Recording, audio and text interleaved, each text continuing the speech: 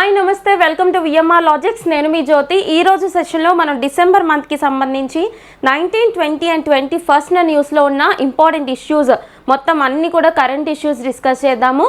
Moving to today's session మన first concept వచ్చేసి చాలా ఇంపార్టెంట్ కాన్సెప్ట్. ఇదేంటి అంటే ఖచ్చితంగా రాబోయే ఏ ఎగ్జామ్లో అయినా కానీ ఈ కాన్సెప్ట్ అడుగుతారు, ఓకేనా.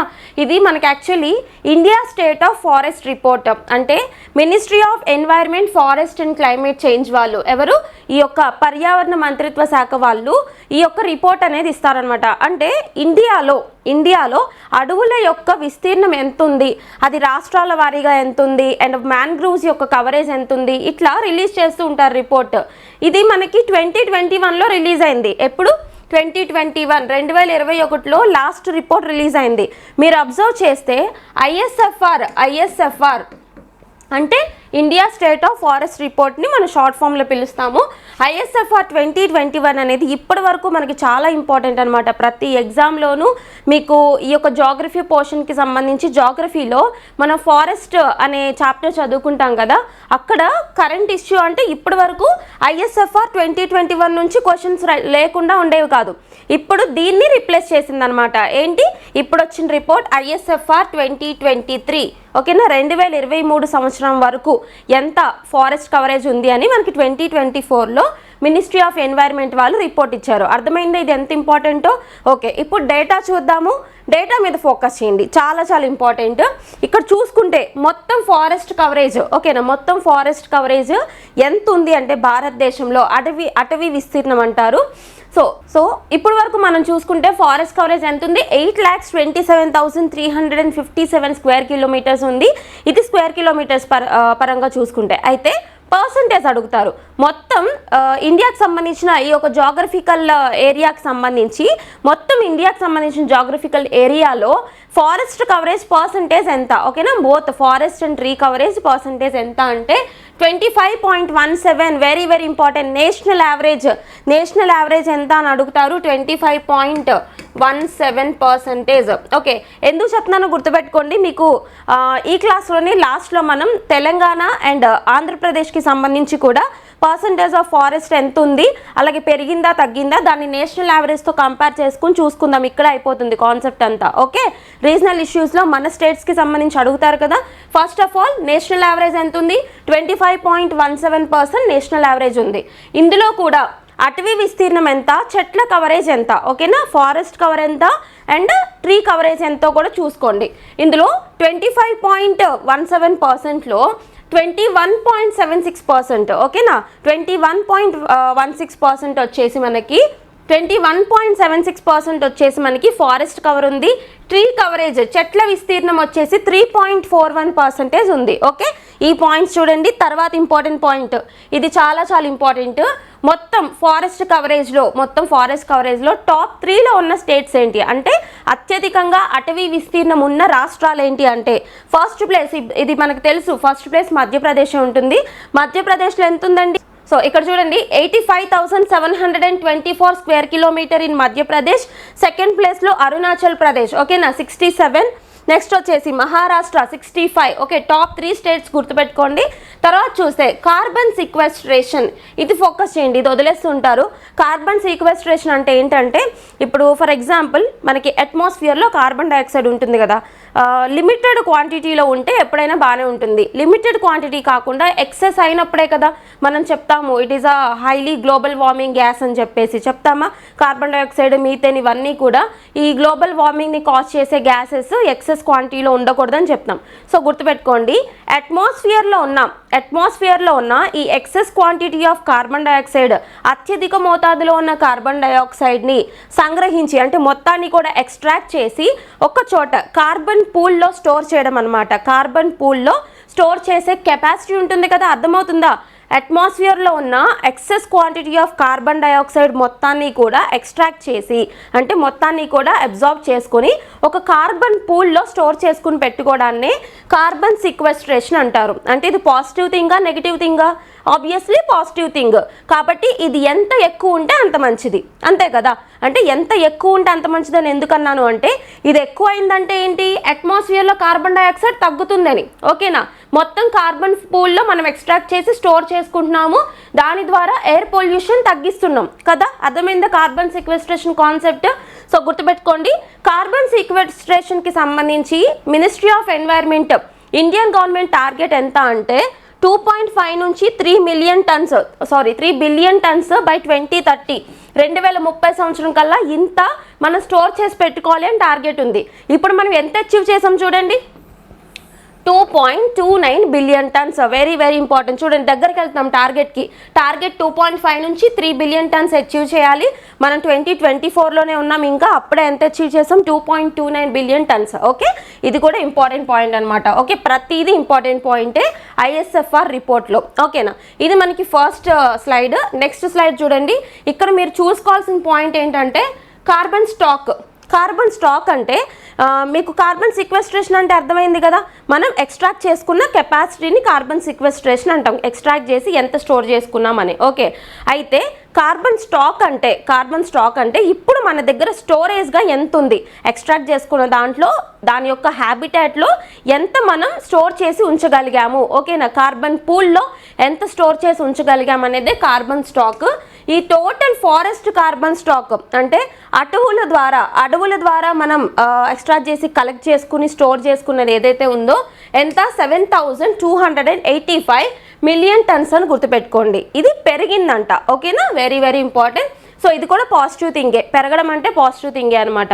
ఇక్కడ పెరుగుతుంది అంటే అట్మాస్ఫియర్లో తగ్గుతుంది, ఎయిర్ పొల్యూషన్ తగ్గుతుంది, ఇదే గుర్తుపెట్టుకోండి మైండ్లో. ఓకే, నెక్స్ట్ టాప్ కాంట్రిబ్యూటర్స్ ఏంటి, కార్బన్ స్టాక్ అచీవ్ చేసిన టాప్ స్టేట్స్ ఏంటి అంటే అరుణాచల్ ప్రదేశ్, మధ్యప్రదేశ్, ఛత్తీస్గఢ్. ఓకే, అండ్ ఇక్కడ చూడండి గ్లోబల్ ర్యాంకింగ్, ప్రపంచవ్యాప్తంగా ఇండియా యొక్క ర్యాంకింగ్ టాప్ 10 పొజిషన్లో ఉందంట. అలాగే అటవీ విస్తీర్ణం పెంచుకున్న కంట్రీస్లో టాప్ 3rd పొజిషన్లోకి ఇండియా వచ్చింది. ఓకేనా, ఇది వెరీ ఇంపార్టెంట్. అండ్ కొన్ని స్పెషల్ జోన్స్ ఉంటాయి ఇండియాలో. ఫర్ ఎగ్జాంపుల్ మీరే చూస్తే మనం యాక్చువల్లీ ఏదైనా ఎక్కువగా బయోడైవర్సిటీ ఎక్కువ ఉన్న ప్లేసెస్ అంటే మనం ఏం చెప్తాం, బయోడైవర్సిటీ అంటే అర్థమైందా, జీవ వైవిధ్యం ఎక్కువ ఉన్న ప్లేసెస్ అంటే మనం ఎప్పుడు ఏం చెప్తాం, వెస్ట్రన్ ఘాట్స్ అంటే పశ్చిమ కనుమలు అంటారు కదా. కింద మనం చూసుకుంటే పెనిన్సులార్ ఇండియా చూసుకుంటే డెక్కన్ ప్లాట్యూ ఉంటుంది. డెక్కన్ ప్లాట్యూ అంటే డక్కన్ పీఠభూమి. అవునా, డెక్కన్ ప్లాట్యూని మనం ఎలా చదువుకుంటాం, 2 డివిజన్స్ కింద చదువుకుంటాం కదా. ఆ 2 డివిజన్స్ ఏంటండి, ఒకటి తూర్పు కనుమలు, ఇంకొకటి పశ్చిమ కనుమలు, eastern Ghats and western Ghats అని చదువుకుంటాం. అవునా, ఇందులో వెస్ట్రన్ ఘాట్స్ తీసుకుంటే, వెస్ట్రన్ ఘాట్స్ అంటే ఈ పశ్చిమ కనుమలు ఏ రాష్ట్రాల్లో ఉంటాయి, మహారాష్ట్ర, కర్ణాటక, కేరళ, తమిళనాడు.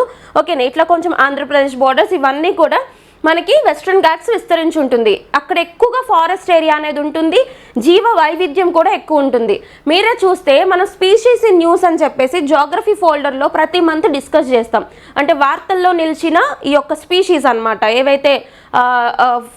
ఏవైతే ఫ్లోరా అండ్ ఫానా స్పీషీస్ ఉంటాయో, అంటే యానిమల్ స్పీషీస్ కానీ లేదా ఏదైనా మొక్క జాతులు కానీ చూస్తుంటాం కదా.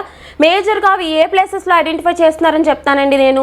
ఒకటి వెస్ట్రన్ ఘాట్స్ చూస్తాం ఎక్కువగా, ఇంకొకటి నార్త్ ఈస్టర్న్ స్టేట్స్. అవునా, నార్త్ ఈస్టర్న్ స్టేట్స్ అంటే ఏంటి, ఈశాన్య రాష్ట్రాలు. అందులో మనం చూసుకుంటే ఇక్కడ వెస్ట్రన్ ఘాట్స్లో ఎంత ఉంది ఫారెస్ట్ కవర్ అంటే 73% ఉంది. ఓకేనా, మొత్తం వెస్ట్రన్ ఘాట్స్లో 73% ఫారెస్ట్ కవర్ ఉంది.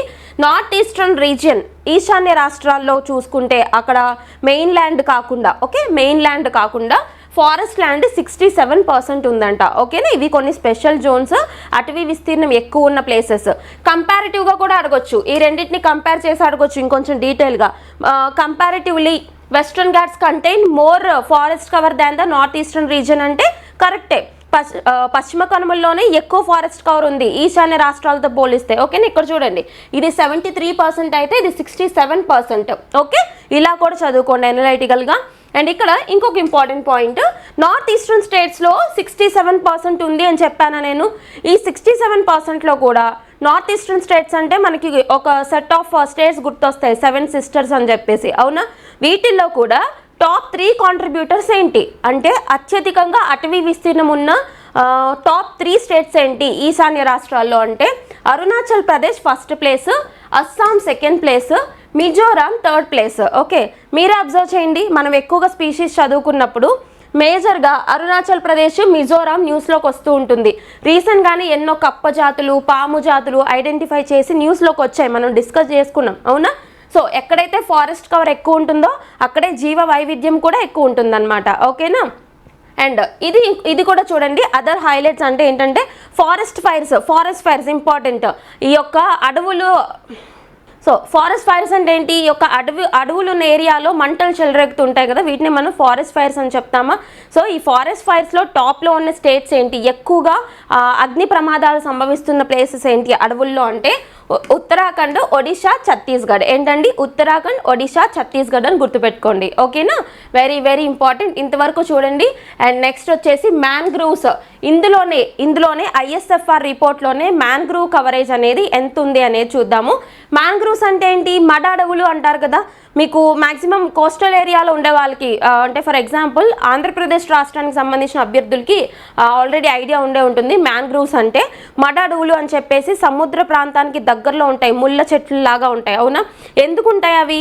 ఎప్పుడైనా కానీ సముద్రం పొంగినప్పుడు ఏం జరుగుతుందంటే ఆ వాటర్ ఫ్లోని కొంత తగ్గిస్తాయి అన్నమాట ఈ మడ అడవులు. ఓకేనా? ఎక్కువగా నష్టం వాటిల్లకుండా చేస్తూ ఉంటాయి.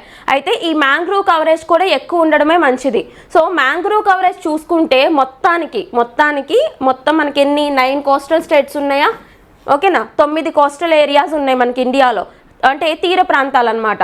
సో ఇందులో ఎంత? 4992 స్క్వేర్ కిలోమీటర్స్ మ్యాంగ్రూవ్ కవరేజ్ ఉందన్నమాట. ఓకే, సో అందులో కూడా మ్యాంగ్రూవ్ కవరేజ్లో కూడా 9 కోస్టల్ స్టేట్స్ అని చెప్పా. అందులో కూడా మడ అడవుల విస్తీర్ణం ఎక్కువగా ఉన్న తీర ప్రాంత రాష్ట్రాలు ఏంటి అని అడగొచ్చు. ఇలా కూడా చూడండి, గుజరాత్ ఫస్ట్ ప్లేస్లో ఉంది, 37 square kilometres. Maharashtra second place, 16 square kilometres. Odisha third place, 8 square kilometres. Okay, ఇలా మనం ఏ రిపోర్ట్ అయినా డీటెయిల్గా చదువుకోవాలి, ఎందుకంటే మీకు డైరెక్ట్గా to the point. For example ఇది చూడండి, ఫస్ట్ది మ్యాక్సిమం ఇది ఫోకస్ చేస్తారు అందరూ, ఎంత పెరిగింది. ఇంకొంచెం డీటెయిల్గా ఫోకస్ చేస్తే ఈ 3 స్టేట్స్ చూసుకుంటారు అంతే. కానీ మనం చదువుకోవాల్సింది ఇలా ప్రతి పాయింట్ అనలైజ్ చేసుకుని అది పెరగడం మంచిదా తగ్గడం మంచిదా అని చెప్పి మనం అనలైజ్ చేసుకుని చదివేటప్పుడే అనలైజ్ చేసుకుని చదివితే దానికి సంబంధించి ఏ క్వశ్చన్ వచ్చినా కానీ ఎలా అడిగినా ఎంత ట్రిక్కీగా అడిగినా మీరు ఆన్సర్ పెట్టగలుగుతారు. ఓకేనా? అక్కడే మీరు ఒక మార్క్ ముందుంటారనమాట వేరే వాళ్ళతో కంపేర్ చేస్తే. క్లియర్? సో ఇది మనకి ఐఎస్ఎఫ్ఆర్ 2023 రిపోర్ట్ యొక్క హైలైట్స్ అనమాట. Very very important. నెక్స్ట్ కాన్సెప్ట్కి వెళ్దాం. ఓకే, అది మీరు ఎన్వైర్న్మెంట్ పోర్షన్కి, జాగ్రఫీ పోర్షన్కి రిలేట్ చేసుకుని నోట్ చేయండి. చాలా చాలా ఇంపార్టెంట్. మీకు నేను పీడిఎఫ్ కూడా, అంటే గవర్నమెంట్ వాళ్ళు రిలీజ్ చేసిన పీడిఎఫ్ కూడా మన యాప్లో పెట్టించే ప్రయత్నం చేస్తాను. ఒకసారి అది డౌన్లోడ్ చేసుకుని నోట్ చేసుకోండి. ఓకేనా? ఇక్కడ చూడండి, Ayodhya overtakes Taj Mahal becomes UP's top tourist destination in 2024. ఇక్కడ చూడండి, మనకి ఇప్పటి వరకు చూసుకుంటే ఉత్తరప్రదేశ్కి సంబంధించి టాప్ టూరిస్ట్ డెస్టినేషన్ అంటే తాజ్ మహలే గుర్తొస్తుంది, ఆగ్రా, అవునా? అయితే ఇప్పుడు ఎప్పుడైతే అయోధ్యలో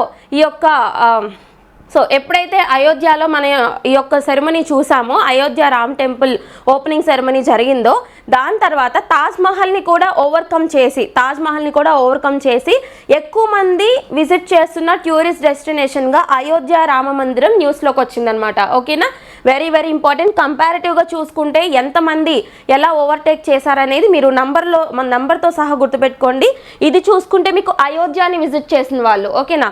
ఈ పైన ఉన్న నంబర్ వచ్చేసి డొమెస్టిక్ టూరిస్టులు. డొమెస్టిక్ అంటే ఇండియాకి సంబంధించి ఎంతమంది విజిట్ చేశారు, ఎంతమంది? 135.5 మిలియన్. నెక్స్ట్ ఇంటర్నేషనల్గా, అంతర్జాతీయంగా అయోధ్యని విజిట్ చేసిన వాళ్ళు 3153 మెంబర్స్ అనమాట. ఓకేనా? ఇది మనకి అయోధ్యకి సంబంధించిన tourist information. Ayodhya. Okay, and మనం కంపేర్ చేసింది తాజ్ మహల్తో, అంటే తాజ్ మహల్ అనేది సెకండ్ ప్లేస్లో ఉంది.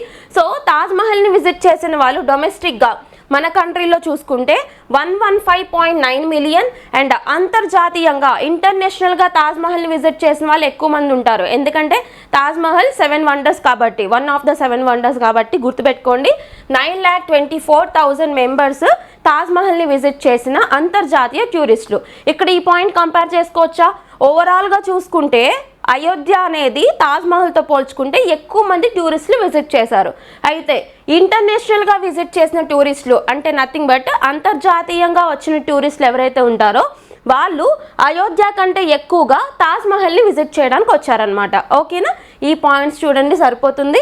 And next concept, Deepa Malik's autobiography bring it on the incredible story of my life, books in news, books and authors అని చెప్పి మనం చదువుకుంటాం కదండి ఎవ్రీ మంత్. సో అందులో ఒక బుక్ వస్తే ఆ బుక్ యొక్క టైటిల్ ఏంటి, అది రాసింది ఎవరు, ఆ రాసిన పర్సన్ యొక్క అచీవ్మెంట్ ఏంటి, ఓకేనా, దేనికి సంబంధించి ఈ బుక్ రావడం జరిగింది. కవర్ పేజ్ చూసుకుంటే మనకి ఆ బుక్ మైండ్లో ఉండిపోతుంది అనమాట, 1-2 సార్లు చూసుకుంటే. ఇక్కడ చూడండి, దీపా మాలిక్ ఎవరు, she was the first Indian women to win a medal in the Paralympic games. ఇప్పుడు మనకి ఒలింపిక్స్, పారాలింపిక్స్ ప్రతి 4 ఏళ్లకు ఒకసారి Olympic committee, international Olympic committee వాళ్ళు నిర్వహిస్తూ ఉంటారు. అవునా, ఏంటి ఒలింపిక్స్, పారాలింపిక్స్. ఈ సంవత్సరం కూడా మనం చూసాం, స్పెషల్ వీడియోస్ కింద డిస్కస్ చేసాం, మన యాప్లో ఉన్నాయి, అలాగే యూట్యూబ్లో కూడా ఉన్నాయి స్పెషల్ వీడియోస్, గుర్తుపెట్టుకోండి. సో ఈ ఒలింపిక్స్, పారాలింపిక్స్ అనేవి ప్యారలల్గా జరుగుతాయి. సో ఈ ఒలింపిక్స్ జరిగిన తర్వాత పారాలింపిక్స్ స్టార్ట్ అవుతుందన్నమాట. పారాలింపిక్స్ అంటే ఏంటి, ఎవరైతే పర్సన్స్ విత్ డిజబిలిటీస్ ఉంటారో, దివ్యాంగులు ఉంటారో, వీళ్ళు పార్టిసిపేట్ చేసే క్రీడల్ని మనం పారాలింపిక్ ఈవెంట్స్ అని చెప్పేసి పిలుస్తారు. 2024 సంవత్సరానికి సంబంధించి మనకి ప్యారిస్లో జరిగాయి. అవునా, వెరీ వెరీ ఇంపార్టెంట్. సో ఇక్కడ గుర్తుపెట్టుకోండి, ఈ దీపా మాలిక్ ఎవరైతే ఉన్నారో ఈవిడ భారతదేశం నుంచి ఫస్ట్ మెడల్ తెచ్చుకున్న పారాలింపిక్ అథ్లెట్ అనమాట. అర్థమవుతుందా, very very important. First Indian women to win a medal in the Paralympic games, Deepa Malik. ఇప్పుడు ఈవిడ అచీవ్మెంట్ అర్థమైంది కదా. అండ్ ఏ గేమ్లో కూడా చూడండి, ఏ గేమ్లో అంటే షార్ట్ పుట్ త్రో ఉంది కదా, షార్ట్ పుట్లో ఈవిడ మెడల్ తెచ్చుకున్నారనమాట. ఓకేనా, సో ఎప్పుడు ఈవిడ మెడల్ తెచ్చుకున్నారు, 2016 రియో ఒలింపిక్స్ ఎప్పుడైతే జరిగినాయో 2016లో అప్పుడు ఈవిడ మెడల్ తెచ్చుకున్నారు. ఇప్పుడు ఈవిడ రాసిన బుక్ ఏంటి అంటే బ్రింగ్ ఇట్ ఆన్ అనే బుక్. ఆవిడ యొక్క ఎక్స్పీరియన్సెస్ కావచ్చు, అండ్ మొత్తం ఆవిడ ఫేస్ చేసినవి కావచ్చు, ఇవన్నీ కలిపి ఒక బుక్ని తీసుకురావడం జరిగింది. దీపా మాలిక్ గారికి సంబంధించిన బుక్ అనమాట. ఓకేనా, సో ఈవిడికి సంబంధించిన అచీవ్మెంట్స్ కూడా అడిగే ఛాన్స్ ఉంటుంది కాబట్టి ఒకసారి అచీవ్మెంట్స్ చూసుకోండి. అర్జున అవార్డు వచ్చింది, పద్మశ్రీ వచ్చింది, ఖేల్ రత్న అవార్డు కూడా ఈవిడికి రావడం జరిగింది. ఓకేనా, very very important concept.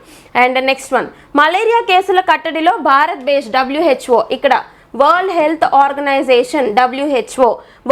Organisation అనేది జెనీవా బేస్ చేసుకుని ఉన్న ప్రపంచ ఆరోగ్య సంస్థ. జెనీవా అంటే స్విట్జర్లాండ్. అవునా, ఎప్పుడు ఎస్టాబ్లిష్ చేశారు, 1948 ఏప్రిల్ 7 అని గుర్తుపెట్టుకోండి. ఓకే, ఇది మనకి వరల్డ్ హెల్త్ ఆర్గనైజేషన్కి సంబంధించి బేసిక్ బ్యాక్గ్రౌండ్. ఇంటర్నేషనల్ ఆర్గనైజేషన్స్ అన్నీ ఇలానే చదువుకోవాలి. ఇక్కడ వీళ్ళు చెప్పింది ఏంటంటే మలేరియా దేని వల్ల కాజ్ అవుతుంది, మలేరియా అనేది కాజేటివ్ ఏజెంట్ వచ్చేసి మనకి plasmodium vivax. Okay, plasmodium vivax వల్ల మలేరియా కాజ్ అవుతుంది. దీని మనుషులకి తీసుకొచ్చే వెక్టార్ వచ్చేసి మస్కిటో. ఆ మస్కిటోలో కూడా చెప్తే ఫీమేల్ ఎనాఫిలస్ మస్కిటో. ఓకేనా, సో ఈ పాయింట్స్ గుర్తుపెట్టుకోండి.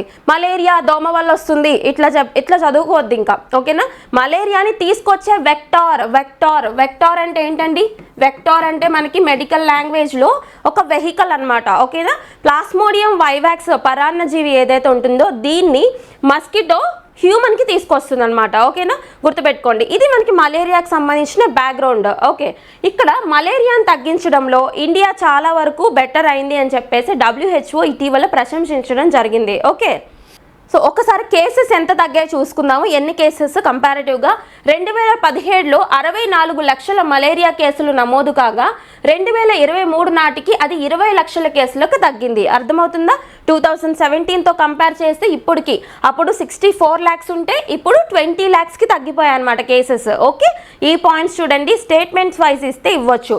WHO రిపోర్ట్ కాబట్టి మనం చదువుకుంటున్నాం, అన్ని రిపోర్ట్స్ మనం చదవాల్సిన అవసరం లేదు. ఓకేనా, అండ్ ప్రపంచంలోనే మొట్టమొదటి మలేరియా వ్యాక్సిన్ ఏది అంటే మస్క్యూరిక్స్ వ్యాక్సిన్ అని చెప్పాలి. మస్క్యూరిక్స్. ఓకే, మలేరియా కూడా ఒక వ్యాక్సిన్ ఉంది ఆల్రెడీ. సెకండ్ వ్యాక్సిన్ కూడా రీసెంట్గా అప్రూవ్ చేశారు. ఫస్ట్ వ్యాక్సిన్ గుర్తుపెట్టుకోండి, మస్క్యూరిక్స్ వ్యాక్సిన్. ఓకే, ఇది 1987లోనే GSK వాళ్ళు తీసుకురావడం జరిగింది. ఓకేనా, నెక్స్ట్ వన్, నేవీ చేతికి 2 అధునాతన యుద్ధ నౌకలు అంటే వార్షిప్స్ అన్నమాట. ఓకేనా, ఇండియన్ నేవీకి 2 అడ్వాన్స్డ్ వార్షిప్స్ అనేవి ఇవ్వడం జరిగింది. ఆ వార్షిప్స్ పేర్లేంటి, వాటిని తయారు చేసిన సంస్థలేంటి, ఇంతవరకు మనం చూసుకుంటే సరిపోతుంది. ఇది మనం దేనికి లింక్ చేసుకోవచ్చు, defence. Okay, Indian navy, Indian army and Indian air force, Indian Coast guards, వీటికి సంబంధించి ఏదైనా కానీ ఎక్విజిషన్స్ వచ్చినా ఎక్సర్సైజెస్ వచ్చినా అన్ని డిఫెన్స్ ఫోల్డర్ కింద మనం నోట్ చేసుకోవాలన్నమాట. ఓకేనా, ఇక్కడ చూడండి, భారత నౌకా దళానికి ఒక స్టెల్త్ ఫ్రిగేట్, ఒక స్టెల్త్ డిస్ట్రాయర్ యుద్ధ నౌకలు అందాయి. ఓకే, ఇక్కడ స్టెల్త్ ఫ్రిగేట్స్ అంటే ఏంటంటే ఏవైతే శత్రు దేశాలకి కనిపించకుండా ఏవైతే ఉంటాయో వాటిని మనం స్టెల్త్స్ అని చెప్పేసి పిలుస్తాము. అర్థమవుతుందా? శత్రు దేశాల యొక్క రేడార్స్కి కూడా చిక్కకుండా వర్క్ చేసే వాటిని స్టెల్త్స్ అని చెప్పేసి పిలుస్తారనమాట. అయితే ఇక్కడ స్టెల్త్ ఫ్రిగేట్స్, స్టెల్త్ డిస్ట్రాయర్ యొక్క వర్క్ ఏంటి అంటే ఎటువంటి వార్స్లో అయినా ఇది పార్టిసిపేట్ చేయగలుగుతుంది అండ్ ఎటువంటి లాంచింగ్స్ అయినా కానీ ఇది తిప్పి కొట్టగలుగుతుంది, స్టెల్త్ డిస్ట్రాయర్. ఓకే, అర్థమవుతుందా? మీనింగ్స్ అర్థమవుతున్నాయా? సో ఇక్కడ చూడండి, ఒక స్టెల్త్ ఫ్రిగేట్, ఒక స్టెల్త్ డిస్ట్రాయర్ యుద్ధ నౌకలు.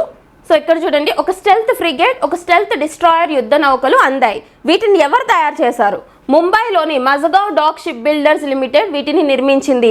ముంబైకి సంబంధించిన మజగావ్ డాక్ యార్డ్ వాళ్ళు వీటిని తయారు చేయడం జరిగిందనమాట. షిప్ బిల్డర్స్ కంపెనీస్ చాలా ఇంపార్టెంట్. మనకి గార్డెన్ రీచ్ షిప్ బిల్డర్స్ అని కోల్కతాకి సంబంధించి చూస్తాం, కొచ్చిన్ షిప్ బిల్డర్స్ అని చెప్పి చూస్తాం, విశాఖపట్నం షిప్ బిల్డర్స్ అని చూస్తాం. అన్నీ గుర్తుపెట్టుకోవాలి. మజగావ్ డాక్ యార్డ్ అంటే ముంబైకి సంబంధించింది, వీళ్ళు తయారు చేశారు. అయితే వాటి పేర్లు ఏంటో గుర్తుపెట్టుకోండి, 2 నౌకల పేర్లు.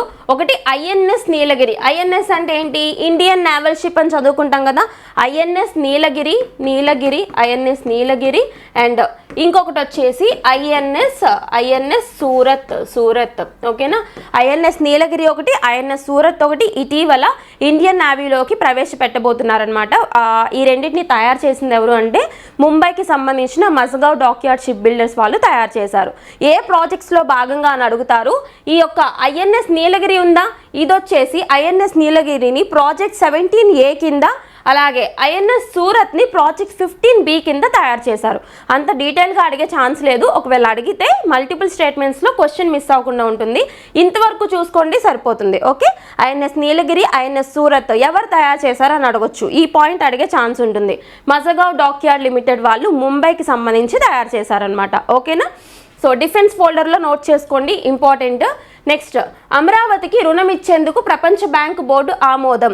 సో మనం ఇటీవల రీసెంట్గా బడ్జెట్ అనాలిసిస్లో కూడా మనం చూసాము. ఈ సంవత్సరం రిలీజ్ అయిన బడ్జెట్ అనాలిసిస్లో. సో మనం రీసెంట్గా రిలీజ్ అయిన బడ్జెట్ అనాలిసిస్లో కూడా చూసాం కదా ఒక స్పెషల్ వీడియోలో. ఏంటి, అమరావతికి అంటే ఆంధ్రప్రదేశ్ గవర్నమెంట్కి నేషనల్ యూనియన్ గవర్నమెంట్ సో ఏంటంటే యూనియన్ గవర్నమెంట్కి సంబంధించిన బడ్జెట్ ఏదైతే ఉందో అది ఆంధ్రప్రదేశ్ గవర్నమెంట్కి సంబంధించి 15,000 కోట్లు ఏవైతే ఉంటుందో ఇవి అమరావతి కన్స్ట్రక్షన్ కోసం, అమరావతి అడ్వాన్స్మెంట్ క్యాపిటల్ కన్స్ట్రక్షన్ కోసం శాంక్షన్ చేయడం జరిగింది. అవునా, మనం చదువుకున్నాం అప్పట్లో. అయితే ఈ యొక్క 15,000 కోట్లు మొత్తం యూనియన్ గవర్నమెంట్ ఇస్తుందా అంటే కాదు. ఏషియన్ డెవలప్మెంట్ బ్యాంక్, ఆసియా అభివృద్ధి బ్యాంక్ అంటాం కదా, ఏడీబీ ఏషియన్ డెవలప్మెంట్ బ్యాంక్ అంటే ఫిలిప్పైన్స్ హెడ్ క్వార్టర్స్గా ఉంటుంది. ఆసియా అభివృద్ధి బ్యాంక్ అంటారు, ఫిలిప్పైన్స్లోని మాండలియాంగ్ హెడ్ క్వార్టర్స్గా ఉంటుంది. ఇంకొకటి వరల్డ్ బ్యాంక్ అంటే ప్రపంచ బ్యాంక్, మీ అందరికీ తెలుసు కదా, వాషింగ్టన్ డీసీలో ఉంటుంది వరల్డ్ బ్యాంక్. సో ఈ వరల్డ్ బ్యాంక్ని మనం 1944లో బ్రిటన్ వుడ్స్ కాన్ఫరెన్స్ ద్వారా ఏర్పాటు చేయడం జరిగింది IMFతో పాటు. ఓకే, ఇది మనకి బ్యాక్గ్రౌండ్ తెలుసు కదా. సో ఈ 2 సంస్థల ద్వారా, ఓకే, ఈ 2 ఇంటర్నేషనల్ ఆర్గనైజేషన్స్ ద్వారా ఆంధ్రప్రదేశ్కి మొత్తం శాంక్షన్ చేసింది ఎంత? 15,000 కోట్లు. అవునా, 15,000 కోట్లు. ఇందులో ఈ రెండిటి ద్వారా, ఓకే, ఏడీబీ ద్వారా, వరల్డ్ బ్యాంక్ ద్వారా ఎంత వస్తుందంట? 13,500 కోట్లు శాంక్షన్ చేయడం జరిగిందంట. అండ్ రిమైనింగ్ ఏదైతే ఉందో ఇంకెంత ఉంది, రిమైనింగ్ 1,500 కోట్లు. ఈ 1,500 కోట్లు యూనియన్ గవర్నమెంట్ ఇస్తుంది.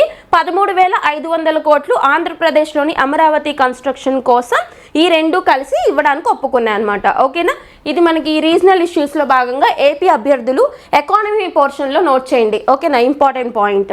నెక్స్ట్, జమిలీ ఎన్నికల్లో జేపీసీ సభ్యుల సంఖ్య 39కి పెంపు. ఓకే, ఈ పాయింట్ చూడండి, మీ అందరికీ తెలుసు, మనం ప్రీవియస్ సెషన్లో కూడా డిస్కస్ చేసాం. 129 129వ రాజ్యాంగ సవరణ బిల్లును ప్రవేశపెట్టారు. దేనికి సంబంధించింది? వన్ నేషన్ వన్ ఎలక్షన్, జమిలీ ఎలక్షన్స్కి సంబంధించింది అని మనం చదువుకున్నాం, అవునా? సో గుర్తుపెట్టుకోండి, జమిలీ ఎన్నికలు అంటే ఏంటి, ఫస్ట్ ఎప్పుడు జరిగాయి, ఆ కమిటీ ఏంటి, రామ్నాథ్ కోవింద్ గారి కమిటీ అని చెప్పేసి ఇవన్నీ మనం ప్రీవియస్ సెషన్లో డిస్కస్ చేసాం. ప్రీవియస్ సెషన్ చూడండి, 129వ రాజ్యాంగ సవరణ బిల్లు అని చెప్పేసి ఒక ఆర్టికల్ చెప్పా, సెకండ్ ఆర్టికల్లోనే చెప్పా మొత్తం, ఓకేనా? దానికి ఇది అడ్వాన్స్మెంట్ అనమాట, దానికి ఈ పాయింట్ లింక్ చేసుకోవాలి. అందుకే చెప్తున్నా అన్ని క్లాసెస్ ఆర్డర్లో చూడండి, అప్పుడు మీకు ఒక లింక్ అనేది ఏర్పడుతుంది అనమాట. సో ఇక్కడ గుర్తుపెట్టుకోండి, జమిలీ ఎన్నికలకి సంబంధించి ఇప్పుడు వీళ్ళు బిల్ ఎంటర్ చేశారు కదా, ఇప్పుడు ఈ బిల్ని స్టడీ చేయడానికి కమిటీస్కి ఇస్తారు కదా, పార్లమెంటరీ కమిటీస్కి, అవునా? జాయింట్ పార్లమెంటరీ కమిటీ, జేపీసీ అంటారు, జాయింట్ పార్లమెంటరీ కమిటీకి ఈ బిల్లుని స్టడీ చేయడానికి ఇస్తారు, అవునా? అయితే ఇప్పటి వరకు జాయింట్ పార్లమెంటరీ కమిటీలో ఉన్న సభ్యుల సంఖ్య కంటే ఇప్పుడు ఇంకా సభ్యుల సంఖ్యని పెంచారంట. ఆ పాయింట్ న్యూస్లోకి వచ్చింది. సో కొంచెం ఇన్డెప్త్గా అడిగే ఛాన్స్ ఉంటుంది కాబట్టి ఒకసారి చూద్దాం, ఇప్పటి వరకు ఎంతమంది ఉన్నారు, ఇప్పుడు ఎంతమంది పెరిగారు. దీనిలో లోక్సభ నుంచి 21 మంది, రాజ్యసభ నుంచి 10 మంది ఉంటారని ఇంతకుముందు చెప్పారు. అయితే ఇప్పుడు ఎంతకు పెంచారంటే లోక్సభ సభ్యుల సంఖ్య 27, అలాగే రాజ్యసభ సభ్యుల సంఖ్య 12, ఓకేనా? మొత్తం అంతా కలిసి ఎంతమంది అండి? 39. ఇప్పుడు ఈ యొక్క జమిలీ ఎన్నికలకు సంబంధించిన 129వ రాజ్యాంగ సవరణ బిల్లును స్టడీ చేయడానికి వేసిన జాయింట్ పార్లమెంటరీ కమిటీలోని సభ్యుల సంఖ్య ఎంత అంటే ఏమని చెప్పాలి? 39 మంది అని చెప్పాలి. అందులో కూడా ఇంకొంచెం విడమర్చి లోక్సభ నుంచి ఎంతమంది అంటే 27 మంది, రాజ్యసభ నుంచి ఎంతమంది అంటే 12 మంది అని గుర్తుపెట్టుకోండి, ఓకేనా? కాన్సెప్ట్ అర్థమైందా? నెక్స్ట్, అమెరికా జనాభా 34 కోట్లు. సో గుర్తుపెట్టుకోండి, ఇటీవల అమెరికాకి సంబంధించి, యునైటెడ్ స్టేట్స్ ఆఫ్ అమెరికాకి సంబంధించి పాపులేషన్ పెరిగిందంట. ఈ పాపులేషన్ పెరగడానికి వాళ్ళు రీజన్ ఏం చెప్తున్నారంటే వలసలు, అక్రమ వలసలు, ఓకేనా? మైగ్రెంట్స్ ఎక్కువైపోవడం వల్ల అక్కడ పాపులేషన్ పెరిగింది అని చెప్తున్నారు. ఒకసారి చూద్దాం. అమెరికా జనాభా 34 కోట్లకు చేరుకుంది. విదేశీయుల వలసలతో దేశంలో జనాభా వృద్ధి రేటు గత 23 ఏళ్లలో ఎన్నడూ లేనంతగా ఈ ఏడాదిలో నమోదైంది. సో జస్ట్ గుర్తుపెట్టుకోండి, ఇటీవల అమెరికాకి సంబంధించిన పాపులేషన్ పెరిగింది. ఎంతగా ఉందంటే ఇప్పుడు అమెరికా పాపులేషన్ 34 crores ఉంది, ఓకే? అది కూడా వాళ్ళ రీజన్ ఎందుకు చెప్తున్నారు అంటే మైగ్రెంట్స్ ఎక్కువైపోవడం వల్ల, విదేశాల నుంచి వచ్చి అక్కడ ఉండే వాళ్ళు ఎక్కువైపోవడం వల్ల వాళ్ళ పాపులేషన్ పెరిగిందని చెప్పేసి అమెరికా వాళ్ళు, కాన్సులేట్ వాళ్ళు చెప్పడం జరిగింది, ఓకేనా? నెక్స్ట్ వన్, యుక్రెయిన్ చేతిలో త్రిశూలాస్త్రం. ఇది మీరు డిఫెన్స్కి లింక్ చేసుకోవచ్చు, డిఫెన్స్ ఆర్ ఇంటర్నేషనల్. ఈ రెండిట్లో ఏ ఫోల్డర్లో అయినా పెట్టుకోవచ్చు, ఓకేనా? డిఫెన్స్ ఫోల్డర్లో అయినా, ఇంటర్నేషనల్ అంటే అంతర్జాతీయ అంశాలు, ఓకే? ఇక్కడ ఏంటి? యుక్రెయిన్ తెలుసు కదా మనకి. యుక్రెయిన్ 2022 ఫిబ్రవరి 24th. ఏంటి డేట్? 2022 ఫిబ్రవరి 24. ఏంటి ఇంపార్టెన్స్ అంటే first time Russia Ukraine war start చేసిన డేట్ అనమాట. Very very important. Russia Ukraine మీద దాడిని మొదలుపెట్టిన రోజు. Very very important. ఇంకా కొనసాగుతూనే ఉంది కదా, అవునా? సో ఈ డేట్ గుర్తుపెట్టుకోండి. యుక్రెయిన్కి సంబంధించి ఇటీవల ఒక కొత్త లేజర్ వెపన్ అనేది న్యూస్లోకి వచ్చింది. ఏంటండి? Laser weapon. అయితే ఈ లేజర్ వెపన్ యొక్క ఉద్దేశం ఏంటి అంటే ఇది యాక్చువల్లీ ఎయిర్ నుంచి వస్తున్న మిసైల్స్ కావచ్చు, లేదా ఎయిర్ నుంచి అంటే ఈ గగనతలం నుంచి యుక్రెయిన్ మీదకు ప్రయోగించే ఏవైనా కానీ మిసైల్స్ కావచ్చు, తర్వాత డ్రోన్ బాంబ్స్ కావచ్చు, ఓకేనా? డ్రోన్ బాంబ్స్ అంటే ఎక్స్ప్లోజివ్స్ అని చెప్పేసి మనం పిలుస్తాం కదా, అవి కావచ్చు. తర్వాత ఇంకేమైనా ఎయిర్ క్రాఫ్ట్స్ కూడా, హెలికాప్టర్స్ కూడా ఒక్కొక్కసారి వదిలేస్తుంటారు అక్కడికి వచ్చి బాంబ్స్ పెట్టి, అవునా? సో ఇటువంటివి ఏమైనా కానీ గగనతలం నుంచి యుక్రెయిన్ మీదకు ప్రయోగించే ఏవైనా కానీ ఏవైతే ఉంటాయో యుక్రెయిన్కి అగేన్స్ట్గా వీటిని డిస్ట్రాయ్ చేయగలుగుతుందంట. ఏంటిది? ఈ లేజర్ వెపన్ ఏదైతే ఉందో. ఈ లేజర్ వెపన్ యొక్క పేరు ఏంటి అంటే ఇక్కడ చూడండి, ట్రైజూబ్ అన్నారు. దీన్నే మనం త్రిశూలాస్త్రం అని కూడా చెప్తున్నారనమాట. అర్థమవుతుందా? సో గుర్తుపెట్టుకోండి, ఇటీవల న్యూస్లోకి వచ్చిన లేజర్ వెపన్ ట్రైజూబ్ ఏ కంట్రీకి సంబంధించిన వెపన్ అని చెప్పేసి అడుగుతారు. ఏ కంట్రీ అండి? యుక్రెయిన్కి సంబంధించిన వెపన్ అనమాట, ఓకే? దీని ఉద్దేశం ఏంటో మీకు అర్థమైంది కదా. అండ్ ఇక్కడ డిస్టెన్స్ కూడా గుర్తుపెట్టుకోండి, 2 కిలోమీటర్ల దూరంలో ఉండగానే, అంటే ఆకాశంలో 2 కిలోమీటర్ల దూరంలో ఉండగానే వీటిని డిస్ట్రాయ్ చేయగలుగుతుంది అనమాట ఈ వెపన్, ఓకే? త్రిశూలాస్త్రం అనొచ్చు, ట్రైజూబ్ వెపన్ అని కూడా చెప్పొచ్చు. నెక్స్ట్, ఐఎన్ఎస్ నిర్దేశక్ సర్వే నౌక. ఇది మన ఇండియాకి సంబంధించి డిఫెన్స్కి సంబంధించి ఇండియన్ నేవీకి లింక్ చేసుకోవాలి. అర్థమైందా? ఐఎన్ఎస్ నిర్దేశక్, సర్వే నౌక, సర్వే వెజిల్. వెజిల్ అంటే ఏంటి మీకు చెప్పాను ఆల్రెడీ. వెజిల్ అన్న, యాబ్రా అన్న, ఓకేనా, ఫెర్రీ అన్న ఇవన్నీ కూడా షిప్స్కి నేమ్స్ అనమాట. వాటి యొక్క పరిణామాన్ని బట్టి వాటి యొక్క పరిమాణాన్ని బట్టి నేమ్స్ అనేవి ఇస్తూ ఉంటారు. సో ఇక్కడ గుర్తుపెట్టుకోండి సర్వే వెజిల్. సర్వే అంటే ఏంటండి, వీటి యొక్క ఉద్దేశం ఏంటి అంటే ఈ సముద్రం లోపల మ్యాపింగ్ చేయడానికి కానీ లేదా సముద్రం లోపల ఈ యొక్క ఏవైనా కన్స్ట్రక్షన్స్ చేయడానికి సర్వే చేయడము, ఇట్లా ఈ వెజిల్స్ అనేవి యూజ్ అవుతాయి, సర్వే వెజిల్స్ అనేవి. సో మనల్ని అడుగుతారు ఇండియన్ నేవీలో మొత్తం ఎన్ని సర్వే నౌకలు ఉన్నాయి. చాలా ఇంపార్టెంట్, మీకు అన్నీ చెప్తున్నాం డీటెయిల్గా. సబ్మెరైన్స్కి సంబంధించి చెప్పాను నేను 17+3+1 అని చెప్పేసి, అవునా. నెక్స్ట్ వన్ చూసుకుంటే ఈ యొక్క ఎయిర్ క్రాఫ్ట్ క్యారియర్స్ గురించి చెప్పుకున్నాం. ఐఎన్ఎస్ విక్రాంత్ అని, ఐఎన్ఎస్ విక్రమాదిత్య అని చెప్పేసి, అవునా. అండ్ ఇక్కడ చూడండి ఇవి సర్వే నౌకలు, సర్వే వెజిల్స్ అంటారు. దాని ఉద్దేశం అర్థమైందా? సముద్రం లోపల సర్వే చేయడం, మ్యాపింగ్ చేయడం అనమాట. Very important. ప్రెజెంట్ ఇండియన్ నేవీకి సంబంధించి ఎన్ని సర్వే నౌకలు ఉన్నాయి అంటే మొత్తం 4 అని గుర్తుపెట్టుకోవాలి, ఓకేనా. మొత్తం 4 అని గుర్తుపెట్టుకోండి. వాటి పేర్లు ఏంటో చూద్దాము. సో వాటి పేర్లు చూడండి. ఫస్ట్ వచ్చేసి INS Sandhayak. Next second one gap ఉంచని చెప్తాను, ఇక్షక్. అండ్ ఫోర్త్ వన్ వచ్చేసి సంశోధక్. అర్థమవుతుందా? సంశోధక్. ఇక్కడ న్యూస్లోకి వచ్చింది నిర్దేశక్ రెండవది, ఓకేనా. ఇది కొంచెం లేట్గా వచ్చిందనమాట, బట్ రెండవది ఇది నిర్దేశక్ అని గుర్తుపెట్టుకోండి. నిర్దేశక్ పేర్లు గుర్తుంటాయా? ఒకటి ఐఎన్ఎస్ సంధాయక్, ఇంకొకటి ఐఎన్ఎస్ నిర్దేశక్, ఇంకొకటి ఐఎన్ఎస్ ఇక్షక్, ఇంకొకటి ఐఎన్ఎస్ సంశోధక్. ఈ నాలుగు కూడా ఇండియన్ నేవీకి సంబంధించిన సర్వే వెజిల్స్ అని గుర్తుపెట్టుకోవాలి. ఎన్ని ఉన్నాయంటే 4 ఉన్నాయి. ఆ 4 పేర్లు ఏంటంటే ఇవి, ఓకే. అండ్ వీటిని తయారు చేసింది ఎవరు? ఇండైజినస్గా తయారు చేసుకున్నాం. అంటే మనంతట మనం తయారు చేసుకుంటే ఇండైజినస్ అని చెప్తారు కదా. సో వీటిని తయారు చేసింది వచ్చేసి garden reach ship builders, GRSC అంటారు, కోల్కతా. మీకు చెప్పాను ఇందాక నేను షిప్ బిల్డర్స్ కంపెనీస్ ఏమేమి ఉన్నాయో చెప్పాను, గుర్తుందా? సో కోల్కతాకి సంబంధించి గార్డెన్ రీచ్ షిప్ బిల్డర్స్ వాళ్ళు వీటిని తయారు చేయడం జరిగింది, ఓకే. అండ్ మనం ఇందాక చూసినవి ఏవైతే ఉంటాయో వార్ షిప్స్ 2, ఐఎన్ఎస్ నీలగిరి, ఐఎన్ఎస్ సూరత్, ఆ రెండింటిని వార్ షిప్స్, యుద్ధ నౌకలు అంటే యుద్ధాల్లో పార్టిసిపేట్ చేసేవన్నమాట. ఇవి సర్వే వెజిల్స్ అనమాట, ఓకేనా.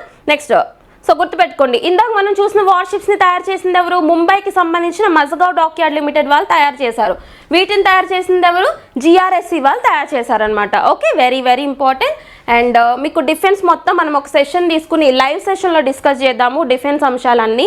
అలాగే సైన్స్ అండ్ టెక్నాలజీలో space technology, defence technology important అండి. ఆ 2 కూడా లైవ్ సెషన్స్లో డిస్కస్ చేద్దాం, ఓకేనా. And next anti pesticide body suit Kisan Kavach. ఇది మనం ఆల్రెడీ ప్రీవియస్ సెషన్లో కవర్ చేసాము.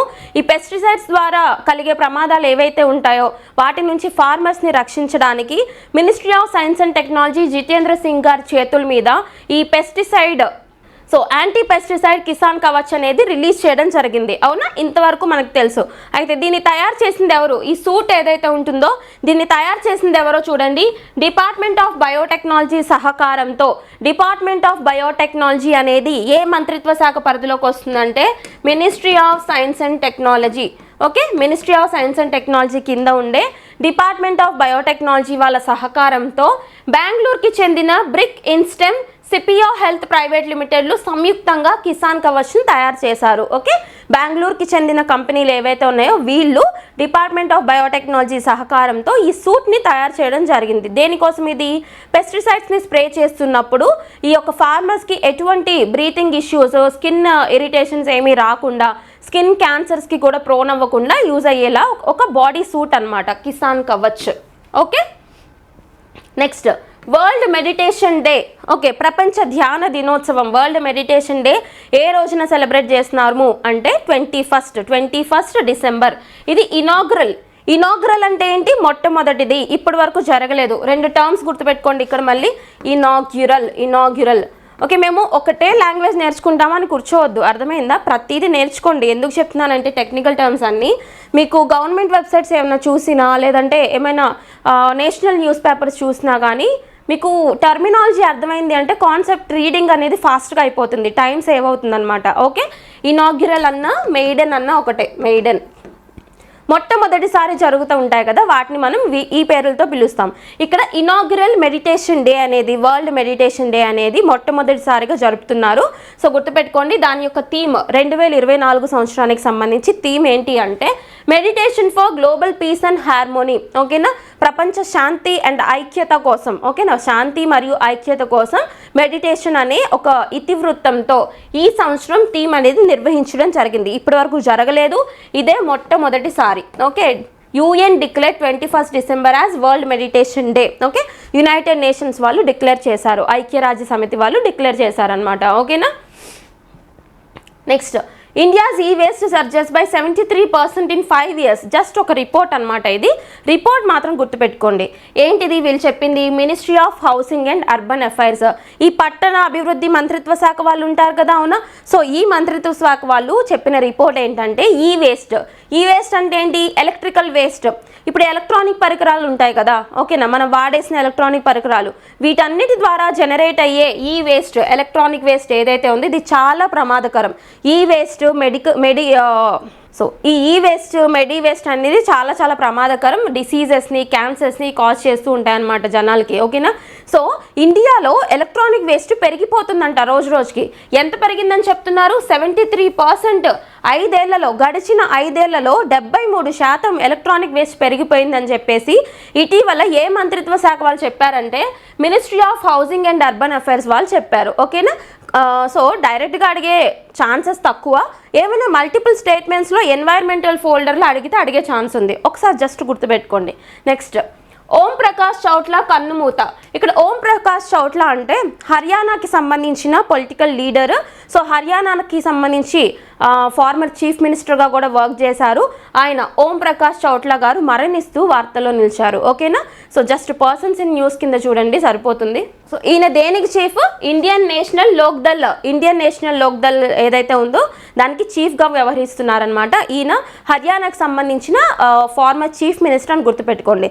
అడగొచ్చు, ఇటీవల మరణించిన ఓం ప్రకాష్ చౌట్లా గారు ఎవరైతే ఉన్నారో ఈయన ఏ రాష్ట్రానికి ముఖ్యమంత్రిగా వర్క్ చేశారని అడగొచ్చు.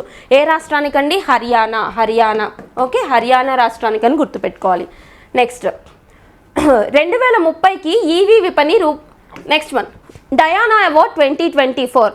ఇక్కడ హర్యానాకి సంబంధించిన ఒక పర్సన్ ఎవరైతే ఉన్నారో డయానా, సో ఆవిడకి ఇక్కడ హర్యానాకు సంబంధించిన ఒక పర్సన్ అన్వీ కుమార్ ఎవరైతే ఉన్నారో ఆవిడకి 2024 సంవత్సరానికి సంబంధించి డయానా పురస్కారం రావడం జరిగింది. First of all Diana award అంటే ఏంటో చూద్దాం. మానవతావాద లేదా సాంఘిక పరమైన కార్యక్రమాలతో మంచి మార్పు కోసం కృషి చేసే యువతకు ఈ పురస్కారాన్ని ప్రదానం చేస్తారు. ఓకేనా, హ్యుమానిటేరియన్ ఫీలింగ్స్ ఎవరైతే ఈ హ్యుమానిటేరియన్ అసిస్టెన్స్ ప్రొవైడ్ చేసే వాళ్ళు ఎవరైతే ఉంటారో, ఈ రకమైన సోషల్ సర్వీస్ చేసే వాళ్ళు ఎవరైతే ఉంటారో వాళ్ళకి ఈ అవార్డుని ప్రదానం చేస్తారు. ఎవరు ప్రదానం చేస్తారు? వేల్స్. ఓకేనా, ప్రిన్స్.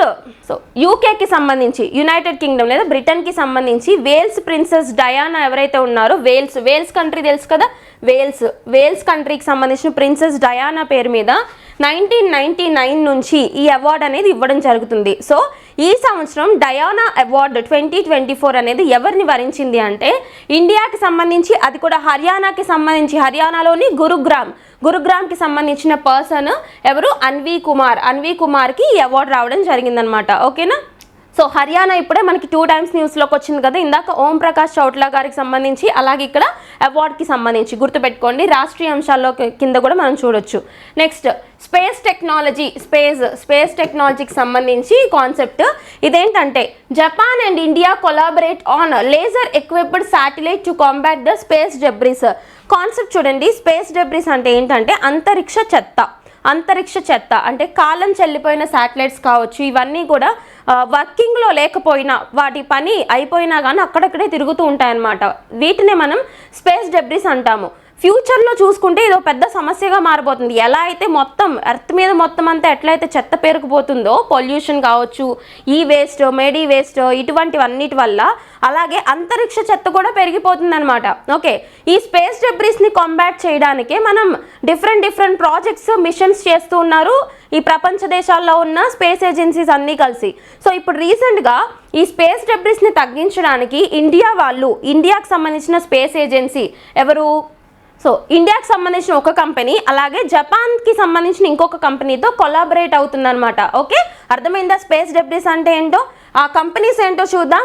జపాన్కి సంబంధించి టోక్యో క్యాపిటల్ కదా, టోక్యో బేస్ చేసుకుని ఉన్న ఆర్బిటల్ లేజర్స్ అనే కంపెనీ, ఇండియాకి సంబంధించి ఇన్స్పెసిసిటీ అనే ఒక కంపెనీ, వీళ్ళిద్దరూ కలిసి కొలాబరేటివ్గా స్పేస్ డెబ్రిస్ని తగ్గించే విధంగా ఒక ప్రాజెక్ట్ని నిర్మించారు. అదేంటంటే లేజర్ ఎక్విప్డ్ శాటిలైట్, ఒక ఉపగ్రహాన్ని తయారు చేస్తారనమాట. అది లేజర్ టెక్నాలజీతో ఉంటుంది. ఇటువంటి ఒక ఇన్నోవేషన్తో న్యూస్లోకి వచ్చిన కంట్రీస్ ఏంటి అని అడుగుతారు, గుర్తుపెట్టుకొని డైరెక్ట్గా India along with the Japan అని చెప్పేసి చూడాలి. ఓకేనా, very very important concept. And ఇక్కడ చూడండి ప్రాజెక్ట్ నేత్ర, ఆల్రెడీ ఇండియన్ గవర్నమెంట్ దీనికి సంబంధించి ఏదన్నా ఒక ఇనిషియేటివ్ తీసుకుందా స్పేస్ డెబ్రిస్ని తగ్గించడానికి అంటే ప్రాజెక్ట్ నేత్ర అని గుర్తుపెట్టుకోండి. ప్రాజెక్ట్ నేత్ర దేనికి సంబంధించింది అంటే స్పేస్ డెబ్రిస్ని తగ్గించడానికి, క్లియర్ చేయడానికి భారత ప్రభుత్వం చేపట్టిన ప్రాజెక్ట్ అనమాట. తర్వాత ఈ లిగ్నోసాట్ అనేది ఒక శాటిలైట్ అనమాట. అయితే ఇది జపాన్ వాళ్ళు తయారు చేసిన శాటిలైట్ స్పేస్ డెబ్రిస్ని తగ్గించడానికి అని గుర్తుపెట్టుకోవాలి. ఓకేనా, అలాగే వుడెన్ శాటిలైట్ని కూడా పంపించడం జరిగింది వాళ్ళు. అంటే మొట్టమొదటిసారిగా చెక్కతో తయారు చేసిన శాటిలైట్ని పంపించింది ఎవరని అడుగుతారు, అది కూడా జపాన్ వాళ్ళే పంపించారు. ఓకే, ఇది మనకి స్పేస్ డెబ్రిస్కి సంబంధించి, స్పేస్ టెక్నాలజీకి సంబంధించి చూడండి. Next India and France sign MOU for national museum. మనకు ఆల్రెడీ తెలుసు కొత్త నేషనల్ మ్యూజియం అనేది రాబోతుంది, న్యూఢిల్లీలో జాతీయ మ్యూజియం అనేది రాబోతుంది. ఇఫ్ ఇన్ కేస్ దీని కన్స్ట్రక్షన్ కనుక కంప్లీట్ అయితే దీని యొక్క రికార్డ్ ఏంటి అంటే ప్రపంచంలోనే అతిపెద్ద మ్యూజియంగా ఇది నిలవబోతుంది అనమాట. దాని పేరు కూడా యుగీన్ భారత్ మ్యూజియం అని నేను మీకు ఆల్రెడీ చెప్పా. ఏంటండి, యుగీన్ భారత్. సో పేరు గుర్తుపెట్టుకోండి, యుగీన్ భారత్ మ్యూజియం అనేది ఇండియాలో రాబోతుంది. దీని కన్స్ట్రక్షన్ కంప్లీట్ అయితే దాని రికార్డ్ ఏంటండి ప్రపంచంలోనే అతిపెద్ద మ్యూజియం కింద న్యూస్లోకి వస్తుందన్నమాట. అయితే దీనికి సంబంధించి ఇటీవల ఇండియన్ గవర్నమెంట్తో కలిపి ఏ కంట్రీ జత కట్టింది అంటే India and France. Okay, international collaboration కింద చూడండి, India along with the France sign MOU అంటే మెమరాండమ్ ఆఫ్ అండర్స్టాండింగ్. అర్థం చేసుకోండి concept. MOU for new national museum, కొత్త జాతీయ మ్యూజియం కొరకు ఇండియా అలాగే ఫ్రాన్స్ కలిసి ఒక ఒప్పందం కుదుర్చుకున్నారు. ఓకే, ఆ మ్యూజియం ఎక్కడుంటుంది, న్యూఢిల్లీలో పెట్టబోతున్నారు. సో ఆ మ్యూజియం ఎక్కడ కన్స్ట్రక్ట్ అవుతుంది, ఇప్పుడు ప్రెసెంట్ న్యూఢిల్లీలో అవుతుంది. దాని పేరేంటి, యుగీన్ భారత్ మ్యూజియం అని గుర్తుపెట్టుకోవాలి. ఇందాక ఇండియా అండ్ జపాన్ కలిసి స్పేస్ డెబ్రిస్ కోసం ఒప్పందం, ఇది ఇండియా అండ్ ఫ్రాన్స్ కలిసి న్యూ నేషనల్ మ్యూజియం కోసం ఒప్పందం. Okay, next 9 hour extra vehicular activity. అయితే ఈ కాన్సెప్ట్ ఏంటంటే ఇది కూడా స్పేస్ టెక్నాలజీకి సంబంధించింది. స్పేస్ వాక్స్ నిర్వహిస్తూ ఉంటారు కదా ఆస్ట్రోనాట్స్. స్పేస్ వాక్ అంటే ఏంటి, అంతరిక్షంలో నడవడం. అక్కడ జీరో గ్రావిటీ ఏరియా ఏదైతే ఉంటుందో అక్కడ నడవడాన్నే స్పేస్ వాక్ అంటారు. అవునా, వీళ్ళు వెళ్ళిన స్పేస్ షటిల్ నుంచి బయటికి వచ్చి నడవడం అనమాట. అయితే ఇటీవల చైనా వాళ్ళు ఒక మిషన్ చేశారు. ఓకే, ఈ మిషన్లో భాగంగా వీళ్ళు చేసిన స్పేస్ వాక్ ఏదైతే ఉందో అంతరిక్ష నడక, ప్రీవియస్గా యునైటెడ్ స్టేట్స్ ఆఫ్ అమెరికా వాళ్ళు 2001 సంవత్సరంలో చేసిన స్పేస్ వాక్ డ్యూరేషన్ని బీట్ చేసింది, ఆ రికార్డ్ని బీట్ చేసింది. 2001 సంవత్సరంలో అమెరికాకి సంబంధించి నాసా ఏదైతే ఉందో నాసాకి సంబంధించిన ఇద్దరు వ్యోమగాములు, వాళ్ళ పేర్లు ఏంటంటే జేమ్స్ వాస్, ఇంకొకరు వచ్చేసి సూజన్ హెల్మ్స్. ఓకేనా, 2001 సంవత్సరంలో అమెరికా నాసాకి సంబంధించి ఇద్దరు ఆస్ట్రోనాట్స్ స్పేస్ వాక్ అంతరిక్ష నడక ఎంతసేపు నడిచారు అంటే డ్యూరేషన్ వచ్చేసి 8 hours 56 minutes. ఎంతండి, 8 గంటల 56 నిమిషాలు. ఓకే, ఇప్పుడు ఈ రికార్డ్ని ఎవరు బ్రేక్ చేశారు, చైనాకి సంబంధించిన మిషన్ బ్రేక్ చేసింది. చైనాకి సంబంధించిన మిషన్ ఏంటంటే షెంజూ 19. ఇప్పుడు న్యూస్లో ఉంది కదా ఇంపార్టెంట్, షెంజూ 19 మిషన్ ఎవరికి సంబంధించింది, చైనా స్పేస్ ఏజెన్సీకి సంబంధించి. దీనికి సంబంధించిన ఆస్ట్రోనాట్స్ ఎవరు వెళ్ళారు స్పేస్లోకి, ఇక్కడ చూడండి కాయ్ జూజే అండ్ సాంగ్ లింగ్డన్, వీళ్ళిద్దరు ఆస్ట్రోనాట్స్ ఎవరైతే ఉన్నారో ప్రీవియస్ రికార్డ్ని బ్రేక్ చేసిందంట. ప్రీవియస్ రికార్డ్ని బ్రేక్ చేయడం అంటే ఇక్కడ 8 గంటల 56 నిమిషాలు నడిస్తే వీళ్ళు 9 గంటలు 9 hours స్పేస్ వాక్ చేసి రికార్డ్ని బ్రేక్ చేసి కొత్త రికార్డ్ని సృష్టించారు. ఓకేనా, స్పేస్ వాక్ అంటే అర్థమైంది కదా మీకు. స్పేస్ వాక్కి సంబంధించి ఇంకో పాయింట్ మనం ఆల్రెడీ చూసాం కదా, పోలరీస్ డాన్ మిషన్ గుర్తుందా, పోలరీస్ డాన్ మిషన్ ఏంటి, మొత్తం ప్రపంచంలోనే మొట్టమొదటి ప్రైవేట్ సంస్థలు నిర్వహించిన స్పేస్ వాక్ ఏది అని అడుగుతారు. Polaris Dawn mission. ఈ సంవత్సరంలోనే న్యూస్లోకి వచ్చింది పోలరీస్ డాన్ మిషన్. ఏ ప్రైవేట్ ఏజెన్సీ? స్పేస్ ఎక్స్ అంటే ఎలాన్ మస్క్కి సంబంధించిన private Dawn mission, Polaris Dawn mission private space walk. దీని డ్యూరేషన్ ఎంత అంటే లెస్ దాన్ 2 hours. 2 hours కంటే తక్కువే నడిచారు, కానీ private space machine, first private space machine కింద న్యూస్లోకి వచ్చింది. ఓకేనా? ఈ పాయింట్స్ అన్ని లింక్ చేయండి. అండ్ నెక్స్ట్, ఈ పాయింట్స్ అన్ని లింక్ చేయండి, సరిపోతుంది. Next one, Salman Khan named brand ambassador for inaugural kho kho world cup 2025. మనకి ఖోఖో వరల్డ్ కప్ ఏదైతే జరగబోతుందో ఇనాగ్రల్ అంటే మీకు ఆల్రెడీ చెప్పాను ఇందాక, నేను మొట్టమొదటిసారి జరిగేదాన్ని ఇనాగ్రల్ అంటారు. ఇందాక వరల్డ్ మెడిటేషన్ డేకి సంబంధించి చెప్పా, December 21st ఇనాగ్రల్ అని చెప్పేసి, అవునా? సో ఇక్కడ గుర్తుపెట్టుకోండి, ఖోఖో వరల్డ్ కప్, ఖోఖో ప్రపంచ కప్ అనేది ఇప్పటి వరకు జరగలేదు. 2025 సంవత్సరంలో మొట్టమొదటిసారిగా జరగబోతుంది. ఎక్కడ జరగబోతుంది? మొట్టమొదటిది ఎక్కడ జరగబోతుంది? ఇంపార్టెంట్, ఇండియాలో జరగబోతుంది. India will be the host for inaugural kho kho world cup 2025. చాలా ఇంపార్టెంట్ పాయింట్ ఇది. ఓకే, ఇండియాలో కూడా ఏ స్టేడియంస్లో అంటే, ఒకటి ఇందిరాగాంధీ ఇండోర్ స్టేడియం న్యూఢిల్లీలో ఉందండి, న్యూఢిల్లీ. ఓకేనా? అండ్ రెండవది వచ్చేసి నోయిడా అంటే ఉత్తరప్రదేశ్ కదా, ఉత్తరప్రదేశ్. ఓకే, కరెక్ట్గా చూడండి, ఇదొక ఏదైతే యూనియన్ టెరిటరీ ఢిల్లీకి సంబంధించి, ఇది వచ్చేసి ఉత్తరప్రదేశ్కి సంబంధించి నోయిడా ఇండోర్ స్టేడియం. ఈ రెండు కూడా వేదికలు అనమాట ఈ యొక్క ఇనాగ్రల్ ఖోఖో వరల్డ్ కప్కి. ఇప్పుడు బ్యాక్గ్రౌండ్ అర్థమైంది కదా. దీనికి చూడండి, ఈ ఇనాగ్రల్ ఖోఖో వరల్డ్ కప్కి సంబంధించి బ్రాండ్ అంబాసిడర్గా ఎవరిని సెలెక్ట్ చేశారు అంటే, ఓకేనా, ఒక ప్రచారవేత్తగా ఎవరిని సెలెక్ట్ చేశారు అంటే సల్మాన్ ఖాన్ గారు, బాలీవుడ్ యాక్టర్ ఎవరైతే ఉన్నారో ఈయన్ని సెలెక్ట్ చేయడం జరిగింది. ఓకేనా, జస్ట్ గుర్తుపెట్టుకోండి. నెక్స్ట్, బాణాసంచాపై శాశ్వత నిషేధం. డైరెక్ట్గా అడుగుతారు. ఇటీవల ఒక పండగ టైంలోనో లేదా ఒక 1 month నిషేధించడం కాదు. ఇప్పుడు దీపావళి టైంలో మ్యాక్సిమం చాలా రాష్ట్ర ప్రభుత్వాలు ఇటువంటి న్యూస్లు ఇస్తూ ఉంటాయి, ఇటువంటి జీవోస్ పాస్ చేస్తూ ఉంటాయి. ఏమని? బాణాసంచా, ఈ టపాసులు, క్రాకర్స్ మీద నిషేధం విధిస్తూ ఉంటారు తాత్కాలికంగా. ఆ పీరియడ్ అయిపోయిన తర్వాత మళ్ళీ ఇది కామన్గా అందరూ అమ్మేసుకుంటుంటారు. కానీ గుర్తుపెట్టుకోండి, పెరుగుతున్న కాలుష్యం ఆధారంగా న్యూఢిల్లీలో చాలా ఎయిర్ పొల్యూషన్ ఉంటుంది. ఇది మనందరికీ తెలుసు. PM 2.5 levels, particulate matter 2.5 levels అనేవి ఉండాల్సిన దానికంటే చాలా ఎక్కువ ఉంటాయి. WHO ప్రమాణాల కంటే యాక్చువల్లీ లెస్ దాన్ 50 points ఉండాల్సి వస్తే ఎంత ఉంటాయి? 450 points ఉంటుంది అనమాట ఢిల్లీలో. మోర్ దాన్ 450 points ఉంటుంది పార్టికులేట్ మ్యాటర్స్. అయితే ఇంత ఎయిర్ పొల్యూషన్ ఉండడం వల్లే కదా అక్కడ అన్ని సీజన్స్ కూడా ఎక్స్ట్రీమ్గా ఉంటాయి అన్నమాట. ఫర్ ఎగ్జాంపుల్, ఎండ అయినా అలానే ఉంటుంది, హ్యూమిడిటీ ఎక్కువగా ఉంటుంది, అండ్ ఇప్పుడు చూసుకుంటే పొగమంచు అత్యధికంగా ఉంటుంది, చలి ఎక్కువగా ఉంటుంది. సో వీటన్నిటిని దృష్టిలో పెట్టుకొని ఢిల్లీలో ఎయిర్ పొల్యూషన్ తగ్గించాలన్న ఉద్దేశంతో కంప్లీట్గా, శాశ్వతంగా, పర్మనెంట్గా ఈ క్రాకర్స్ మీద నిషేధాన్ని విధించారు. ఎక్కడ? న్యూఢిల్లీలో. డైరెక్ట్గా అడుగుతారు, గుర్తుపెట్టుకోండి. ఇటీవల టపాసుల పైన శాశ్వత నిషేధాన్ని, శాశ్వతం అనేది important, permanent ban on crackers impose by which state or union territory అని అడుగుతారు. న్యూఢిల్లీ అని గుర్తుపెట్టుకోండి. ఓకేనా? దేనికోసం అంటే ఎయిర్ పొల్యూషన్ని తగ్గించడం కోసం. Next, Goa liberation day. ఏంటి గోవా లిబరేషన్ డే అంటే, ఆన్ December 19th, 1961, December 19, 1961 ఏం గుర్తొచ్చింది మీకు? ఆపరేషన్ విజయ్ గుర్తొచ్చిందా? ఇండియా అనెక్స్డ్ గోవా అనే క్విక్ మిలిటరీ ఆపరేషన్. మనం పోర్చుగీస్ ఎవరైతే ఉన్నారో పోర్చుగీస్ వాళ్ళ నుంచి మనం గోవాని ఎనెక్స్ చేసుకున్న ఆపరేషన్, మన ఇండియన్ టెరిటరీలో కలుపుకున్న ఆపరేషన్ విజయ్ అని గుర్తుపెట్టుకోవాలి.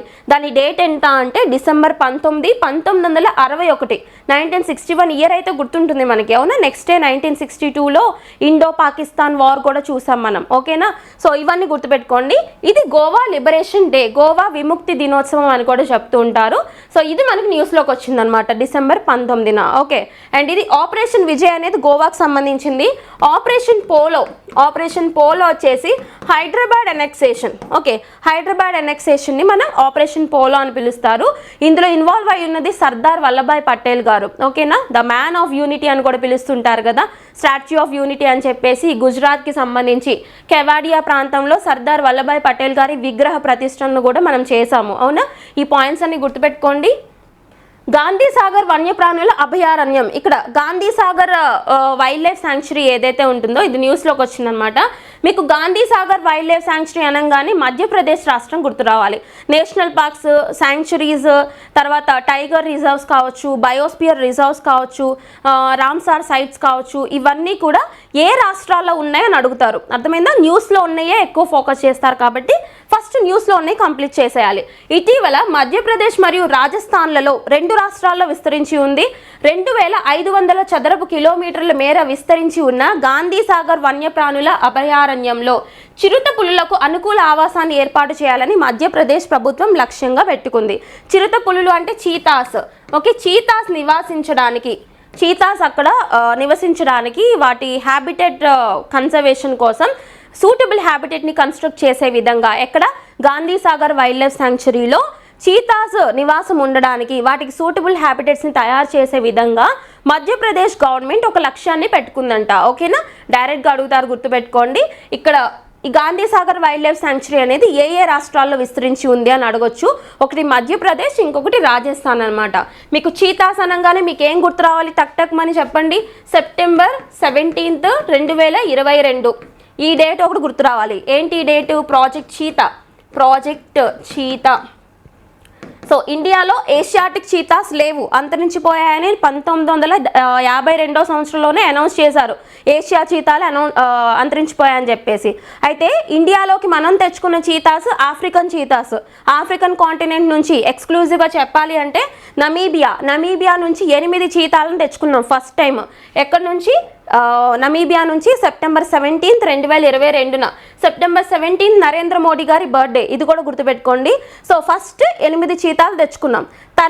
తర్వాత 2023 సంవత్సరం మార్చ్లో ఇంకొక 12 చీతాలని ఇంకొక 12 చీతాలని సౌత్ ఆఫ్రికా నుంచి కూడా మనం తెచ్చుకున్నాం. అవునా? మళ్ళీ ఇటీవల ఈ సంవత్సరంలో కుదిరిన ఒప్పందం ఏంటంటే కెన్యా నుంచి కూడా మనం చీతాస్ తెచ్చుకోవడానికి ప్రణాళికలు. సో మళ్ళీ ఇటీవల మనం కెన్యాతో కూడా ఒప్పందం కుదుర్చుకున్నాం చీతాస్ని తెచ్చుకోవడానికి. అయితే ఈ కంట్రీస్ ఏవైతే ఉన్నాయో ఇవన్నీ కూడా మనకి ఆఫ్రికన్ చీతాస్ని ప్రొవైడ్ చేస్తున్నాయి అనమాట. ఈ కంట్రీస్, నేను ఇప్పుడు చెప్పిన కంట్రీస్ అన్నీ కూడా ఆఫ్రికన్ కాంటినెంట్కి సంబంధించిన కంట్రీస్ కాబట్టి గుర్తుపెట్టుకోండి. ప్రాజెక్ట్ చీతా ఎప్పుడు స్టార్ట్ అయింది, డేట్ ఏంటి, ఇప్పుడు న్యూస్లోకి వచ్చిన Gandhi Sagar wild life sanctuary అనేది ఏ రాష్ట్రాల్లో విస్తరించి ఉంది. అండ్ ఫస్ట్ టైం మనం తెచ్చుకున్నాం కదా 8 నమీబియాకి సంబంధించిన చీతాలు. అవి ఏ నేషనల్ పార్క్లో పెట్టారంటే మధ్యప్రదేశ్లోనే కునో నేషనల్ పార్క్. ఓకేనా? ఇది కూడా మధ్యప్రదేశ్కి సంబంధించింది. ఇది కూడా సేమ్ స్టేట్ అనమాట. గంటకు 5000 కిలోమీటర్ల వేగం సూపర్ సానిక్ ఇంజన్ను పరీక్షించిన చైనా. ఇక్కడ చైనాకి సంబంధించిన ఒక సూపర్ సానిక్ ఇంజన్ అనేది వీళ్ళు తయారు చేశారు. ఏంటంటే దీని యొక్క ఉద్దేశము ఈ ప్యాసింజర్ ఏరోప్లేన్స్ ఏవైతే ఉంటాయో వీటిల్లో వేగాన్ని పెంచడానికి, అత్యధిక వేగం అంటే ఒక గంటకి 5000 కిలోమీటర్లు ప్రయాణించే ఒక విమానాన్ని తయారు చేయడమే ఈ ఇంజన్ యొక్క ఉద్దేశం. ఏంటంటే అది సూపర్ సానిక్ ఇంజన్ అంటున్నారు. ఆ ఇంజన్ పేరు కూడా చూడండి, జిండో 400. సో డైరెక్ట్గా అడుగుతారు, ఇటీవల న్యూస్లోకి వచ్చిన జిండో 400 అనే ఒక సూపర్ సానిక్ ఇంజన్ యొక్క వేగం ఎంత? ఒక గంటకి 5000 కిలోమీటర్ల వేగంతో వెళ్తుందన్నమాట. సో ఈ ఇంజన్ని ఏరోప్లేన్తో ఫిట్ చేసి, సో ఈ ఇంజన్ ద్వారా ఏరోప్లేన్స్ని వీళ్ళు ఎప్పటి వరకు తీసుకురావాలనుకుంటున్నారంటే 2030 కల్లా, ఓకే 2030 కల్లా ఇటువంటి సూపర్ సానిక్ ఇంజిన్తో ఏరోప్లేన్స్ని ఇంప్లిమెంటేషన్లోకి తీసుకురాబోతున్నారు అనమాట. ఓకేనా? వెరీ వెరీ ఇంపార్టెంట్, ఫోకస్ చేయండి. అయితే ఈ ఇంజన్ని తయారు చేసింది ఎవరు అంటే స్పేస్ ట్రాన్స్పోర్టేషన్ అనే కంపెనీ వాళ్ళు తయారు చేయడం జరిగింది. ఏ దేశానికి సంబంధించిందండి? చైనా. బీజింగ్ అంటే చైనానే కదా, చైనాకి సంబంధించిందని గుర్తుపెట్టుకోండి. సూపర్ సానిక్ ఇంజిన్ జిండో 400. Next, Kendra Sahitya academy award. ఈ లిటరేచర్కి సంబంధించిన పురస్కారాల్లో సాహిత్య అకాడమీ పురస్కారాలు అత్యున్నతమైనవని మనకు తెలుసు కదా. ఓకేనా? జ్ఞాన్పీఠ్ పురస్కారం అంటారు, సాహిత్య అకాడమీ పురస్కారాలు అంటారు. ఈ కేంద్ర సాహిత్య అకాడమీ పురస్కారాలు యాక్చువల్లీ మనకి ఎప్పుడు స్టార్ట్ చేశారు అంటే, ఈ సాహిత్య అకాడమీ పురస్కారాలు మనకి 1954 నుంచి కేంద్ర సాహిత్య అకాడమీ వాళ్ళు స్టార్ట్ చేయడం జరిగింది. ఇవి మొత్తానికి మనకి కొన్ని రంగాల్లో సో ఇక్కడ మీరు గుర్తుపెట్టుకోవాల్సిన పాయింట్ ఏంటి అంటే సాహిత్య అకాడమీ అవార్డ్స్ ఎన్ని భాషల్లో ఇస్తారని అడుగుతారు. 22+2 అని గుర్తుపెట్టుకోండి. 22+2 22+2 ఏంటి 24 అనొచ్చు కదా అంటే మీకు గుర్తుండడానికి చెప్తున్నా నేను. 22 భాషలు వచ్చేసి రాజ్యాంగం గుర్తించిన భాషలు, షెడ్యూల్ 8లో ఉన్న అఫీషియల్ లాంగ్వేజెస్.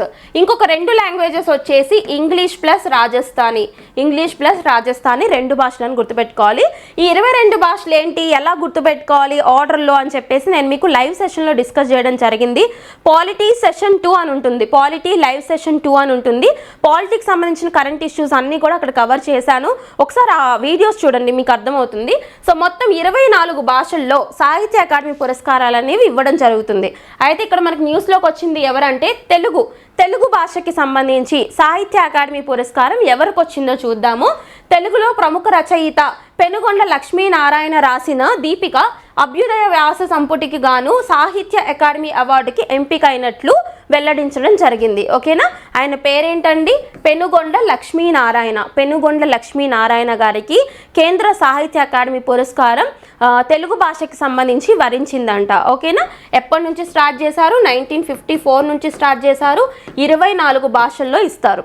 నెక్స్ట్ ఫైనలీ మనం India state of forest report చూసాం కదా స్టార్టింగ్లో. దానికి సంబంధించి రాష్ట్రీయ అంశాల్లో భాగంగా చూడండి, ఇక్కడ ఆంధ్రప్రదేశ్ రాష్ట్రానికి సంబంధించిన రిపోర్ట్ ఇది. ఆంధ్రప్రదేశ్ రాష్ట్ర అభ్యర్థులు నోట్ చేసుకోండి, ప్రతి పాయింట్ ఇంపార్టెంట్.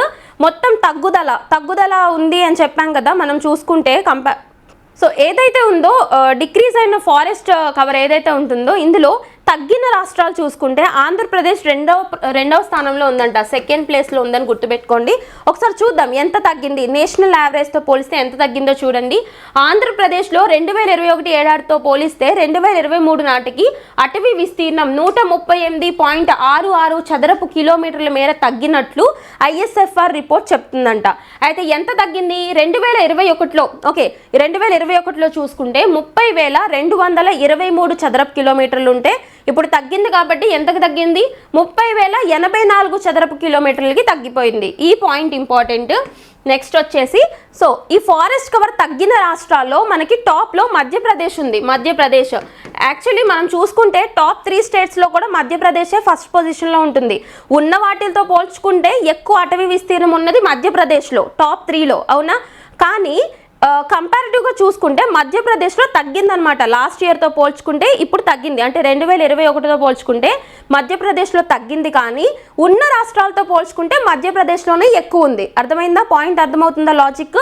సో గుర్తుపెట్టుకోండి, తగ్గిన రాష్ట్రాల్లో ర్యాంకింగ్ తీసుకుంటే మధ్యప్రదేశ్ ఫస్ట్ పొజిషన్లో ఉంది, 2వ పొజిషన్లో ఆంధ్రప్రదేశ్ ఉంది, 3వ పొజిషన్లో తెలంగాణ ఉంది. ఓకేనా, వెరీ వెరీ ఇంపార్టెంట్. ఫస్ట్ వచ్చేసి మధ్యప్రదేశ్, సెకండ్ వచ్చేసి ఏపీ, థర్డ్ వచ్చేసి తెలంగాణ. ఏంటిది తగ్గిన రాష్ట్రాలు చూసుకుంటే టాప్ స్టేట్స్లో కూడా మధ్యప్రదేశే ఉంటుంది. ఫస్ట్ పొజిషన్లో తీసుకుంటే మధ్యప్రదేశే ఉంటుంది. ఓకేనా, very very important. And so ఇక్కడ ఒక 3 పాయింట్స్ చూడండి. మనకి జిల్లాల వారీగా చూసుకుంటే అల్లూరి సీతారామరాజు జిల్లాలో అటవీ విస్తీర్ణం అత్యధికంగా తగ్గిందంట. ఉన్న జిల్లాలన్నిటితో చూసుకుంటే ఎక్కువగా విస్తీర్ణం తగ్గిన జిల్లా వచ్చేసి Alluri Sitaramaraju district. And next point వచ్చేసి కృష్ణా జిల్లాలో మాత్రమే పెరిగిందని గుర్తుపెట్టుకోండి. సో నెక్స్ట్ పాయింట్ వచ్చేసి మడడవులు, మ్యాంగ్రూవ్స్ అని చెప్పాను కదా, కోస్టల్ ఏరియాస్లో ఉంటాయని చెప్పేసి. ఈ మడడవుల విస్తీర్ణం పెరిగిన జిల్లాలు ఏంటి అని అడుగుతారు. అందులో టాప్ ఏంటి అంటే కృష్ణా జిల్లాలో పెరిగింది. ఓకేనా, మడడవుల విస్తీర్ణం మ్యాంగ్రూవ్స్ కవర్ ఉన్న జిల్లాల్లో ఏ జిల్లాలో పెరిగిందని అడుగుతారు. కృష్ణా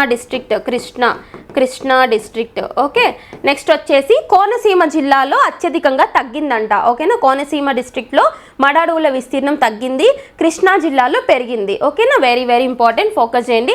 ఇది మనకి ఏపీకి సంబంధించిన రిపోర్ట్. సెకండ్ ప్లేస్లో ఉంది, తగ్గుదలలో సెకండ్ ప్లేస్లో ఉంది.